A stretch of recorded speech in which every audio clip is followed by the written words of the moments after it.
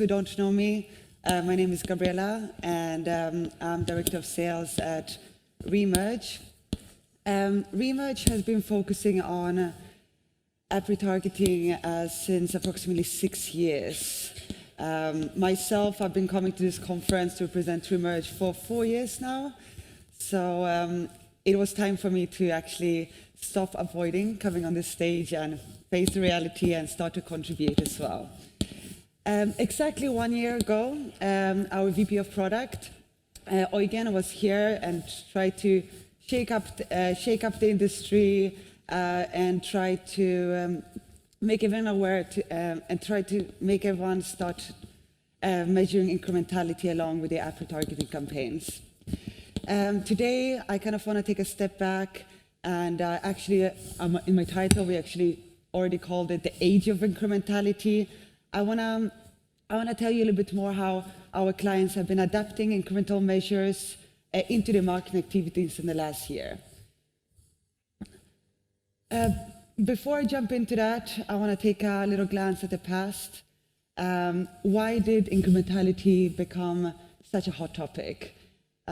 We believe it's we call it a natural evolution. In this industry, we're always trying to look what is next, right? Last year, we spoke about the hot topic at APS was playables, creatives.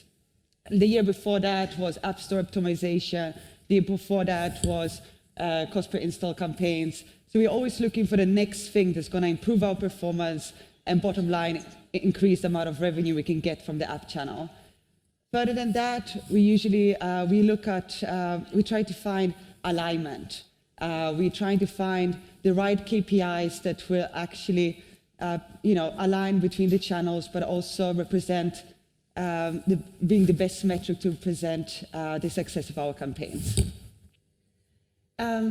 We like to use this graph, but it's not there for you to be like, really look at the dates. Yes, some of you might be looking at it and saying, yeah, I was already doing return on ad spend campaigns back in 2010. Good for you. I'm very happy. Obviously, I was as well last year in Dubai, and people are still looking at cost per install for as a success metric for user acquisition campaigns. But what this graph is supposed to do is just give you an idea of how we have kind of moved along and aligned our success metrics in the last decade, right? So only a few years ago, we looked at cost per install as a great metric for user acquisition. Then we realized that we're getting all those installs, but we're not getting revenue, which is the bottom line of our business, right?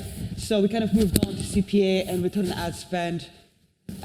That's still a fantastic metric, especially for user acquisition, represents very much what you want. But if you want to add more channels to the mix, you don't really know what that additional channel will bring in terms of uplift in revenue on top of everything else you do, right? And this is why incrementality has become, kind of the next big metric that everyone is looking at these days. What it does, so what incrementality does is really answering Now, am I doing double now? Okay. What incrementality does is really answer that core question, right? If you are to add another channel into your marketing mix, what exact increase in sales does that bring on top of everything else you do? So adding that partner, what exact increase in sales is caused by your ads? So how do you measure it? It is pretty simple. It comes from as far back as from medicine, through clinical trials. You have a group of users, group of IDFAs. You split them into test and control. You then in one group you don't expose ads to, the other one expose your new partners ads to, and then the difference of performance between these two, or the difference in revenue between these two groups, will essentially define the revenue you got from adding that additional partner into your marketing mix. So this is supposed to be the face of intuition, or it generally just makes a lot of sense, right? Our guy wanted to add this beautiful image here, but incrementality just makes a lot of sense as a general, and this is why it's really widely spoken about in this industry. Everyone is speaking about it. My favorite article this day is The Correspondent. If you want to read that, come to me. I will share that article with you. It really beautifully shows like why everyone is discussing incrementality at the moment. If you don't believe me, Booking.com is talking about it. Netflix talking about it. eBay is talking about it. So yeah, generally this is definitely the topic that is at everyone's radar. However, how do you actually take all this information and apply that into reality, right? It all sounds great, but now you have to go and test it yourself, and how do you even get around it, right? We launched our Ghost Bid methodology, which is free of cost, continuous and never turns off, verifiable incremental measurement that you can run along with all your advertising campaigns. And we launched it last year, end of 2018. And ever since then, we've seen that already 56% of our clients have adopted this to run along with their campaigns. There's also a lot of people who haven't yet, right? And that's fair enough. It's not an easy thing to kind of grasp around straight away. So we like to have a look at it. And also the ones that have started to measure incrementality, they're not not using it the same way. So we kind of try to take a moment and define these into 3 different profiles. We have the group of clients that still look at just at attribution, at last click attribution. It's essentially the same as UA. They come to us and say, we wanna run a pre-target campaign and receive. Our goal is 120% return on ad spend with a 7-click post, 7 days post-click, 1 day post-view basis, and then we go and retarget those users, right? The nice thing here is, it's very standardized. It's easy to measure. You go to MMP, whatever you use for your way you look at the success, and you have a very standard approach across all your channels. But the challenge here is that if you give such a goal to your partner, very often you're exposed to people trying to target users that potentially would have converted anyways, right? And this is the everlasting question. That's why incrementality became a big thing, right? So is adding an additional partner actually bringing you additional revenues? So there's some misalignments there, some incentives. Then we have clients.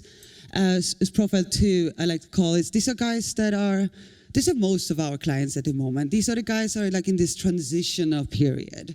They like to still stick to attribution metrics, look at their results in your NMP and your attribution providers, but still try and start testing incrementality. And that is, they use incremental measures more from like a thumbs up, are we doing a good job or not? Did me running now, adding this segment or adding this app, doing retargeting this app, did it actually add additional revenue, right? This is kind of yes and no verification rather than actually looking into incremental KPIs as a whole. What you have to remember here is, attributed revenue and incremental revenue is not the same. And also if you run this setup, you can do this in-house. If you have a BI team that wants to do the split for you, you can do that with an MMP these days. They're providing you a split test. But you still need to ask your BI team to verify those rates. It's not about just splitting. Someone needs to check it, right? Or you can do that with a third-party vendor that, like us, that we will also give you a collab report and give you the raw data to double check and verify your results. Makes it a little bit easier. However, you can also do it in-house. It's a good step towards start testing this, and I can I see someone in the room of our clients? So yeah, I feel like there are quite a few people now that are doing this, and it's fantastic to see. And then there's, of course, those guys that are, very much ahead of the game. These guys I went to Amsterdam to speak with Uber. They've already been doing that for a year. It was really quite eye-opening to see. And these are the guys that, they have more of a scientific approach. They have you need, if you are to do incrementality fully, just look at incremental KPIs, measure incremental return on ad spend, then you do need to work closer with your BI team, right? So it's marketing and data science start working much closer together, and I think that's definitely the future of if you want to start align closer to your business goals moving forward. The advantage are quite clear, right? You add another partner, you know exactly what you get on top of what you do by adding this partner. How much revenue am I getting by adding this partner? But further than that, it's also quite, you cannot neglect that by you looking just at last click attribution and by adding a channel like app retargeting, you start trying to add those blackout periods, and these are very often quite strongly like assumptions, right? Because you say, okay, you kind of shoot 7 days, but what if in the first 7 days there will be some users that will bring you a much higher return on ad spend in the end? So this also allows you to tap into those segments, start testing and seeing where the most revenue can be made from your app channel. But obviously you need to get quite educated. It takes patience. You're not going to see results on day 3. To get statistical significance takes time. Some 3 days, some days 30. So you need to be patient, and you have to start teaching yourself, like learning for yourself how to calculate, like what does statistical significance mean? What's next? I see there's still so much development to be done in this area, and it's super exciting. More and more clients every day are running incrementality with us as a side or as a whole, starting looking at incremental KPIs, and this is definitely the way the industry is going. So it's very nice to see that we're finally prioritizing, actually making revenue for our clients that can be measured very fairly. And on top of that, there's still a lot of room. There's a lot of methodologies that can be used. They still can be improved to get faster, significant results.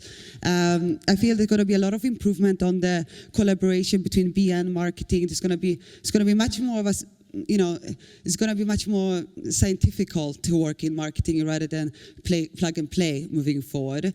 And I see incrementality right now is a big topic in app retargeting because it makes sense, right? Because you're adding a channel, you want to know what it brings on top. But what about user acquisition? So this is something that I see that's going to kind of move forward to different channels further than app retargeting. And I'm excited to see what we're going to speak about next year at APS. Just out of interest, who is already measuring incrementality here in the crowd? I see quite a lot of you. Is anyone doing the full incremental approach? You say actually, just coming from me, right? All right, so no one is doing, but you can see, if you look around again, who actually put their hands up? Who put their hands up for incrementality? So those are the people, these are the guys you want to speak to, right? We have lunch now. You want to approach those people, ask them how they do that, and keep learning. Thank you very much. That's all I have to say today. Thank you.